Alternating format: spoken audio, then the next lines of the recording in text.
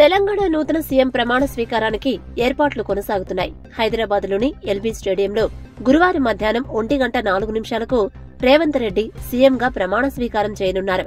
ఈ నేపథ్యంలో అక్కడ జరుగుతున్న ఏర్పాట్లను సీఎస్ శాంతకుమారి, డీజీపీ రవిగుప్తా, ఇతర శాఖల ఉన్నతాధికారులు పరిశీలించారు.